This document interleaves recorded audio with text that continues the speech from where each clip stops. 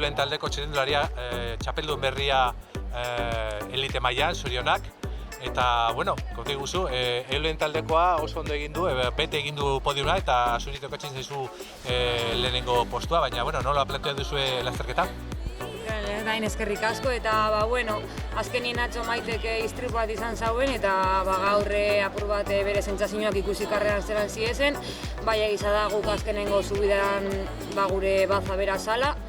Eta, bueno, ez da oso ondo aurkitu, baina, bueno, azkenien lortu dugu Euskaldun txapelketa beragaz irabaztia eta nik 5. postu bat egin dut eta Euskadiko txapela irabaztia, así que izan da sekogunakin pozik eta lanien jarraitzera.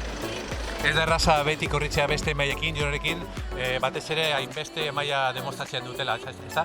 Nola ikusi duzu besteen mailan zurekin korritzen? Bai, egia da izan dela karrera bat oso kaotikua, egon dira atake asko, baina eraberien zauzen atake paron, orduen pizka zaila zan, norbait jutia, azkenien bai laiak lortu dauela, nik uste puntua gehizaudekola eta joan indala. Eta hori, eta txin azkenien juniorrekin batera, bai egia da asko kolaboratzen da biela eta gauzak erreztu egiten da biezela. Eta nire ustez euren maila gurekin korritzen igo itena eta guria bebaiz azkenien nivela handia da eta usteot bi nivelak igo egiten didezela. Eskerrik asko eta zorionak, Ainhoa. Eskerrik asko.